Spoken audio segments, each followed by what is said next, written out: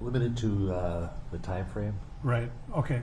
So, based on your review of the body-worn camera videos of the incident, Yes. and directing your attention to that moment when Mr. Floyd is placed on the ground, Yes. what is your, your view of that use of force during that time period? Totally unnecessary. What do you mean? Well, first of all, pulling him down to the ground, face down, and putting your knee on the neck for that amount of time is just uncalled for. I saw no reason why the officers felt they were in danger, if that's what they felt. And that's what they would have to feel to be able to use that kind of force. So, in your opinion, should that restraint have stopped once he was handcuffed and prone on the ground? Absolutely. And I should add to that question then also that it appeared he had stopped resisting. I'm sorry? And it appeared that he had stopped putting up any resistance. Absolutely, I would stop. I have nothing further, Your Honor. Mr. Nelson.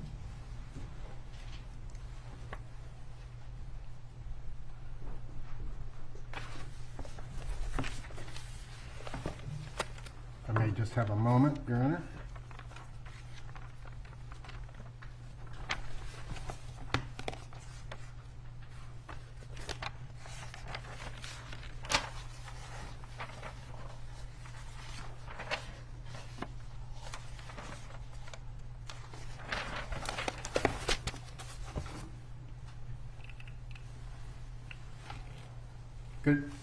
Good morning, Lieutenant Zimmerman. Good morning. Thank you for being here today. You're welcome. So you testified that you have been a Minneapolis police officer since June 5th, 1985, correct? 1985, yes. And prior to that, you were with another agency? Yes. And when you initially came on to the Minneapolis Police Department, you were a patrol officer, correct? Yes. And you were a patrol officer from 1985 to approximately 1993 when you took the sergeant's exam and were promoted. Yes. And so it's fair to say that since 1993, so 27, 28 years, you've not been on patrol in the city of Minneapolis. Correct. Your assignments have been investigative in nature, correct? Yes. And generally speaking, an investigative role is more of a follow-up type role, right? Yes. So an incident occurs on the street, it gets assigned to a detective, and then your job is to investigate the circumstances of that incident, right? Yes. And so it's fair to say that since 1993, you've not, other than perhaps for ceremonial reasons, you've not worn a uniform on a daily basis. Well, I don't know if I would call it ceremonial. Well, I had to wear a uniform. You have to wear a uniform from time to time, but your daily role is as a plain clothed police officer, correct? Yes. And you're not out patrolling the streets, making arrests, things of that nature. No. All right. And it's fair to say then that your experience with the use of force of late has been primarily through training. Through what? Your training. Yes. All right. Meaning you're not out actively, other than perhaps arresting a homicide suspect, you're not out actively patrolling and arresting people for less serious offenses. No. Right. And so you describe the use of force continuum as including mere presence being a type of the use of force, right? Yes. And so when you arrive on scene as a lieutenant in the homicide unit, that is a use of force, right? If people know I'm a lieutenant, yes. Or if they know you're a police officer, perhaps. Right. And then you described like soft techniques like escort holds, things of that nature, right? Yes. And I'm assuming that in the last, since 1993, and you were promoted to sergeant, you've handcuffed some people in that time frame. I have. Right. When's the last time you got in a physical fight with a person? About in 2018. Okay, so it's been a couple of years since you've been in a physical fight with a person. Yes. All right. And so you would agree that the use of force as an investigator is, or the higher levels of force as an investigator is less likely than a patrol officer. I'm sorry, I don't understand your question. I'll rephrase it. The frequency with which you have to use higher levels of force as an investigator doesn't happen all that often, right? Correct. And so your experience generally as a use of force or involving the use of force is primarily in this annual what's called defensive tactics training, right? Yes. And the defensive tactics training is one of the requirements you need to use or to complete in order to maintain your license as a police officer, right? Yes.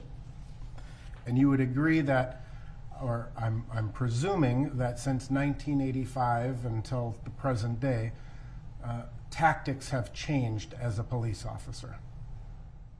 Some tactics have changed, yes. Right.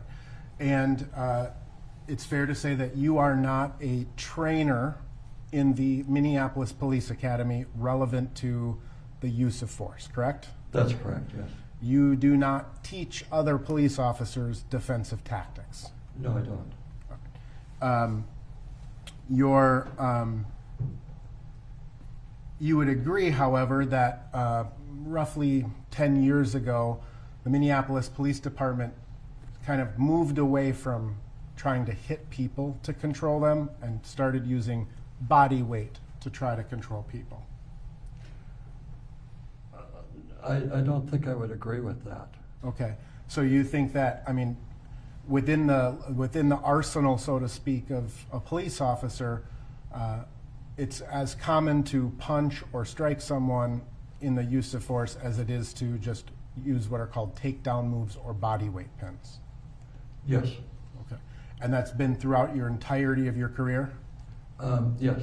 Okay, and so, and you're basing that again on your experience as just going through the defensive tactics requirements. Right. All right.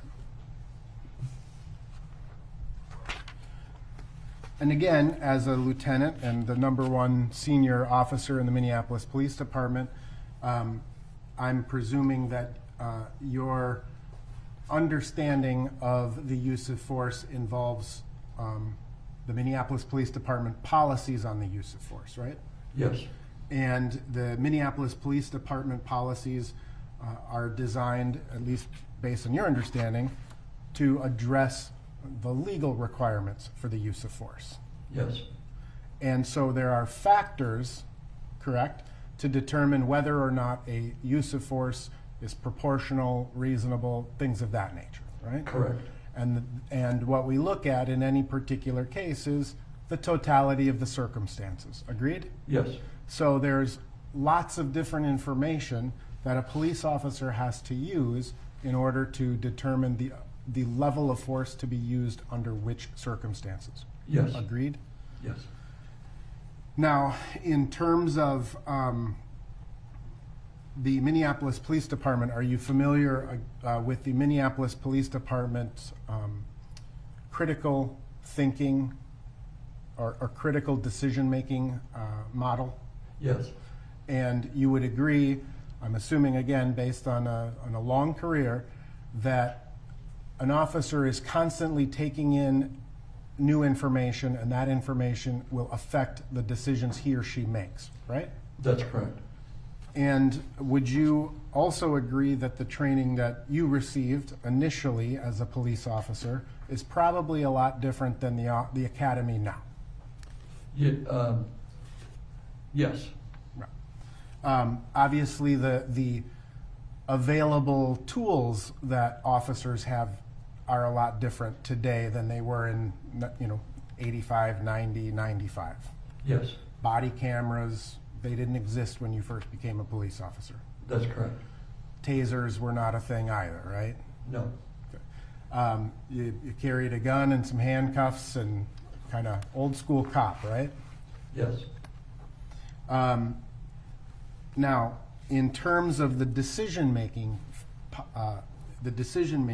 of a police officer, would you agree that there are certain pieces of information that that officer has that affect his or her decisions on the use of force? Yes.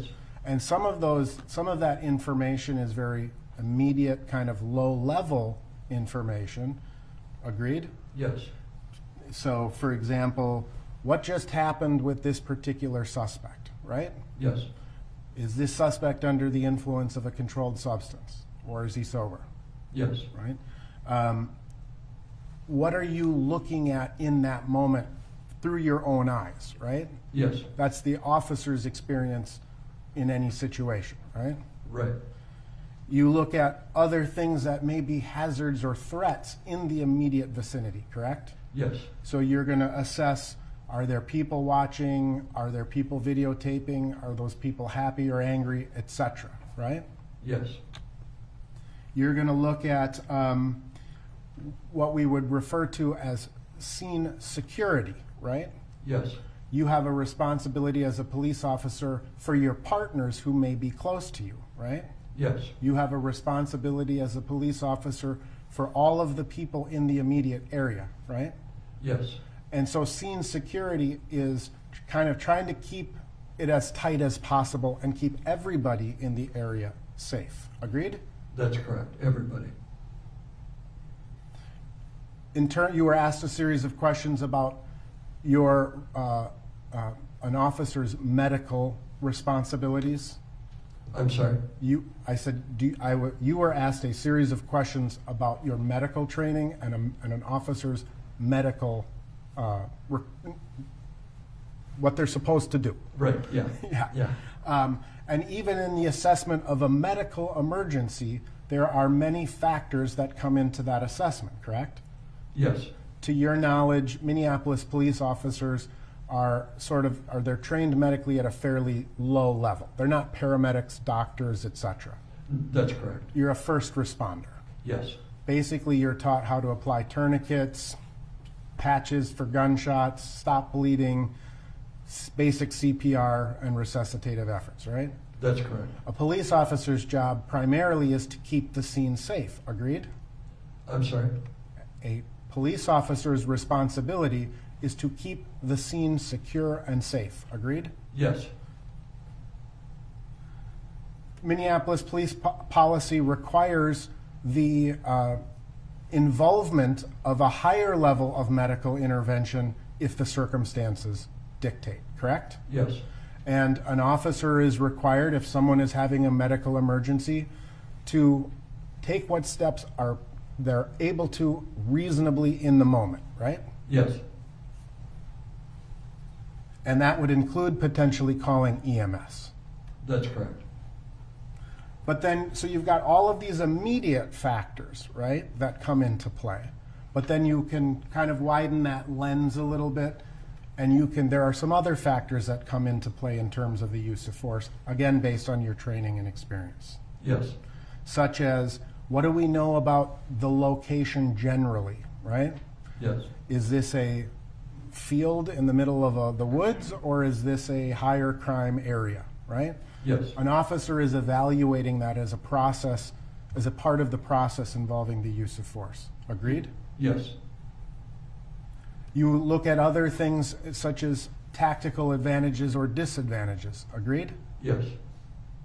So if you are not able to get what's called concealment or cover, that becomes a question, right? In what? Well, in a use of force, you're examining the surrounding area, right? To see if something happens, can I conceal and cover, right? Yes. You also, in addition to the scene security, you need to deal with securing the scene, which is different than scene security. Agreed? Yes. Scene security is maintaining the safety of everyone around, including yourself and your partners, right? Yes. Securing the scene is making sure that the scene itself is preserved and kept tight, right? Correct, yes. And in fact, a police officer's responsibility and part of the use of force determination is to prevent or avoid the use of force against other people. Agreed? Yes, absolutely. So if you have to use force against one person to avoid using force against others, that's a factor that an officer should consider. Agreed? I don't know if I would agree with that. Okay. Again, within the training department, those people who are, it's their jobs to do that. They may be better to answer those questions? Yes. All right. And then even from there, you can widen the lens even further, and an officer will look at his training, right? Yes. What he is trained to do or not to do, right? Yes. He will look and take into experience, or he or she will take into account his or her own experience from their past career. Agreed? Yes. So things like fighting with someone, and what's the probability or possibility that that person is going to continue fighting with you in the future, right? Even after you have them subdued. I don't know. I don't think I can agree to that totally, but Okay. I understand what you're saying. There are circumstances where after a person is rendered unconscious, and then you perform, you revive that person, that they are more combative than they were initially. Agreed? Oh, yes. Mm-hmm. Yep. And again, in terms of your own past experience, an officer's own past experiences, they're taking that into consideration as well. Sure. Now, you testified that you were never, you have never been trained as a Minneapolis police officer to use a knee on the neck of a suspect. That's correct. You would agree, however, that in a fight for your life, generally speaking, in a fight for your life, you as an officer are allowed to use whatever force is reasonable and necessary, correct? Yes. And that can even involve improvisation. Agreed? Yes. Minneapolis Police Department policy allows a police officer to use whatever means are available to him to protect himself and others, right? Yes. So if there's a paint can sitting on the table and someone is attacking, you can use that paint can as a weapon.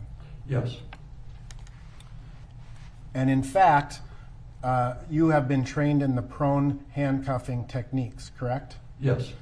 And it's your testimony that Minneapolis Police Department has never ever trained anyone to put their knee across the shoulder and to the base of the neck? I didn't say that. Okay. So you would agree then that pursuant to Minneapolis Police Department training, when a suspect is arrested and in the process of being handcuffed or being restrained, it would be consistent with the Minneapolis Police Department training you've received to place your knee across the shoulder to the base of the neck. I don't know if I've, part of your question was handcuffing, and we've certainly been trained to put the knee on the shoulder, but I don't know about just restraining a person. I don't recall being trained in that, but. Okay. Again, possible based on the circumstances. Sure. Right? And when an officer is restraining a person and has called for EMS, have you heard the term that we're holding this person for EMS? Yes. Okay. And essentially that means you want to keep them in that position until EMS arrives because they're more capable to deal with whatever this situation is. Agreed? No, I don't think I would agree with that. Okay. How would you describe the term hold for EMS? Hold for EMS is that you are holding him for EMS or her. And sometimes people are held for EMS in a restrained position. Agreed? Yes, sometimes, yeah. Now, you also testified that once a person is handcuffed, the threat, I think you said, is gone. It's at the lowest threat level, right? Yes, that's correct. Now, that obviously, a person who's handcuffed can still pose a threat, right? I suppose they could, yeah. So an officer who is even though he has someone handcuffed, that person could continue to kick the officer. Yeah, I suppose, yeah. That person could continue to thrash his body around. Agreed? Sure. And part of the reason police officers restrain people is for that person's own safety. Agreed? Absolutely, yeah. Now, it also presumes that the handcuffs were placed on correctly, right? Yes.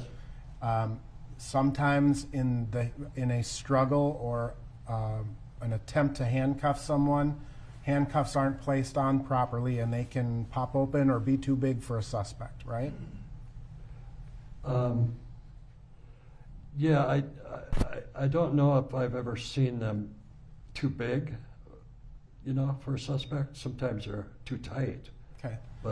But if sometimes in the process of handcuffing someone, one handcuff goes on, thereby giving the suspect a potential weapon if he were to break free, right? Yes. Or she, for that matter. yes, And officers have been attacked with their own handcuffs, in your experience, right? oh yeah, yes, So you would agree that the use of force is a dynamic series of decision making based on a lot of different information. absolutely. And it's based upon a lot of information that is not necessarily captured on a body camera. Agreed? Yes, that's correct. The body camera is only so effective to show what the body camera sees and not what the officer sees. That's correct.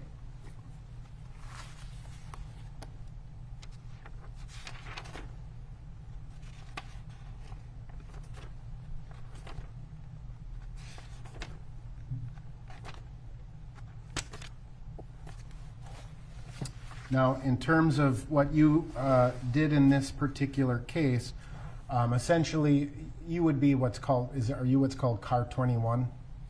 Is that the homicide unit? And I may No, it's not. Car 9? I don't know. No. You're just homicide. There's some car associated with homicide, right? Yeah, yeah. What car is that? We would be car, well, it would be like car 112 or 108 or 110, Okay. that kind of thing. All right. So you got called, or you were made aware of this incident back on May 25th of 2020. You understood it to be a critical incident, correct? Yes, And it is Minneapolis Police Department policy to turn over the investigation of any critical incident, or the majority of critical incidents, we should say, to the Bureau of Criminal Apprehension, right? yes, And that is to avoid any potential conflicts between the involved officers, right? yes, that's right. And so your role, you heard this call came out and you kind of self-assigned to show up here? Yes, And you did that because you wanted to make sure the scene was secure, right?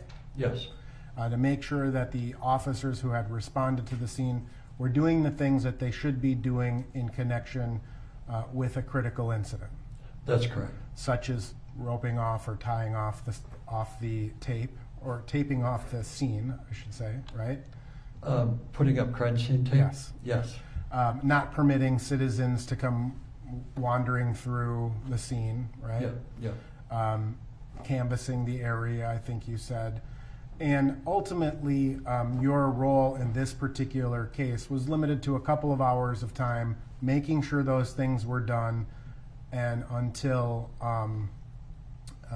BCA agents arrive and you handed off the scene, right? yes, that's correct. All right.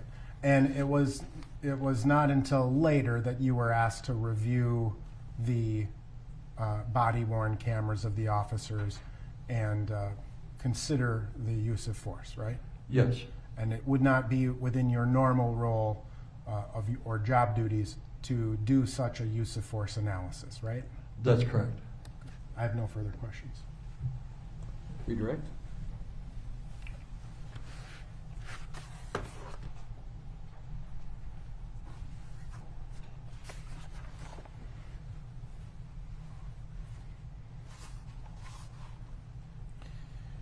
Lieutenant Zimmerman, you had the opportunity to review the body-worn cameras from Yes. officers involved. Yes.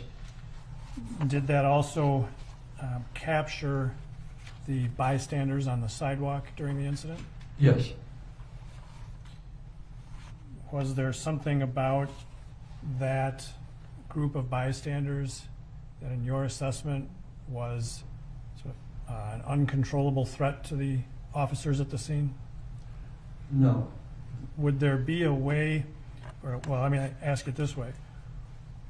Would there be other ways for officers to deal with bystanders?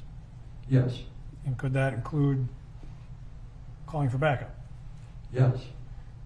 Would the presence of multiple officers at a scene be a relevant fact for an officer to consider when using an amount of force on a handcuffed and restrained subject? No. It shouldn't be. Well, but if there's some concern about the crowd, would it be relevant that there were other officers already at the scene? Oh, I see. Yeah. No, it doesn't matter, the crowd, as long as they're not attacking you.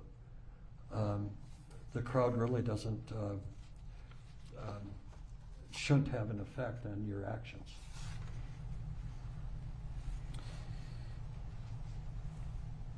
You were asked if the use of force training has changed over time. Yes. Okay. But you still get the most up-to-date training every year when you go to the use of force training. I do, yes.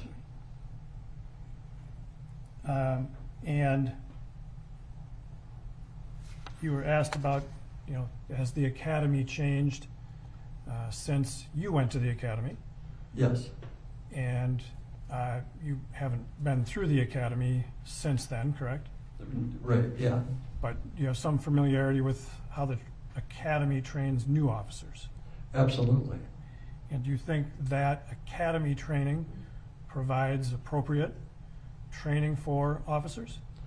Yes, it should. And would provide the most up-to-date training on the use of force for Minneapolis officers that take the academy type training? Yes.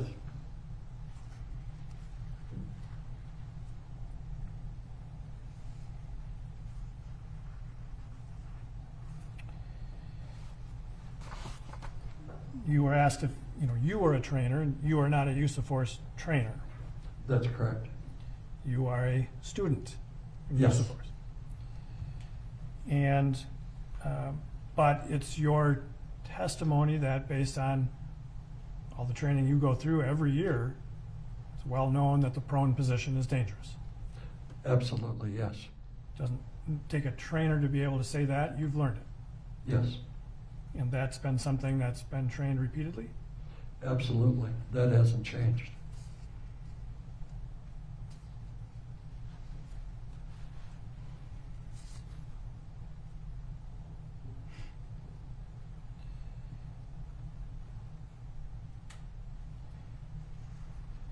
You were asked about the critical decision-making model.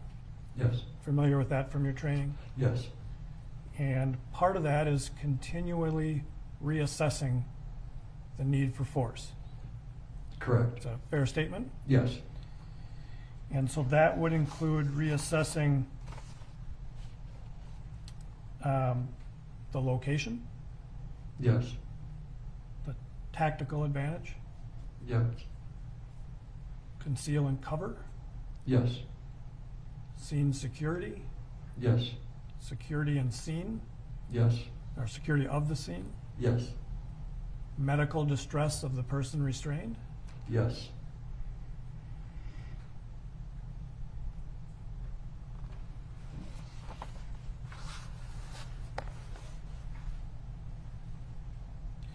When you watched the body camera videos, did those videos capture those types of circumstances relative to the restraint of Mr. Floyd? Yes. And you were able to assess those things in telling the jury what you thought earlier about the restraint of Mr. Floyd? I am. When you watched those videos, at some point during the restraint, did you see Mr. Floyd kicking the officers? No, I didn't. It may have happened initially, but after that, did you see any kicking? No, none.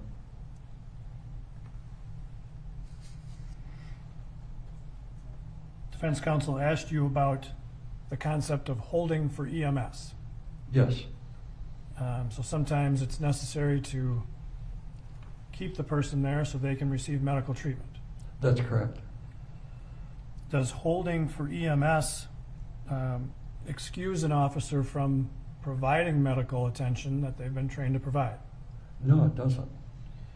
Does holding for EMS excuse officers from continuing to use this decision-making model about the use of force? No, it doesn't. Does holding for EMS excuse officers from using other resources like other officers at the scene to No. deal with?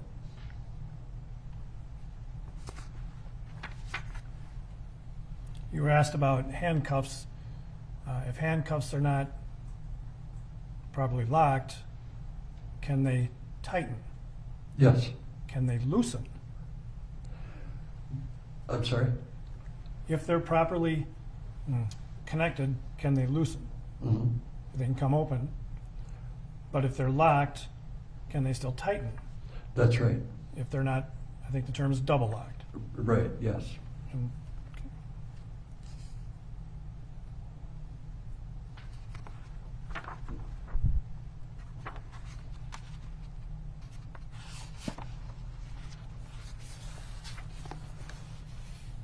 based on your review of the body cams, did you see any need for Officer Chauvin to improvise by putting his knee on Mr. Floyd for 9 minutes and 29 seconds?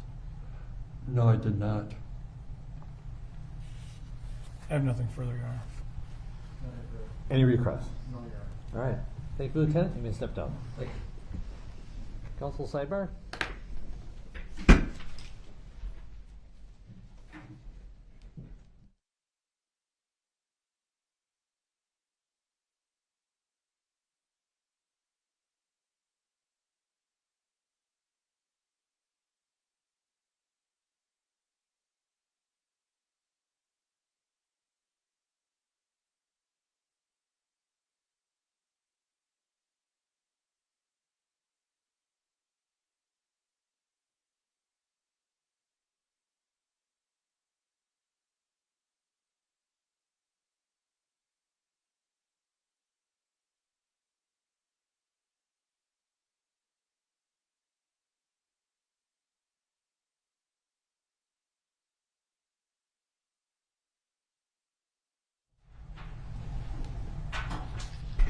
Right. Members of the jury, that's going to do it for today. So we're going to release you, adjourn for the day, and return hopefully to start 9:15 on Monday. We have a motion before that that we have to deal with, so it might be 9:30, but let's shoot for 9:15. All right, thank you. Have a good weekend.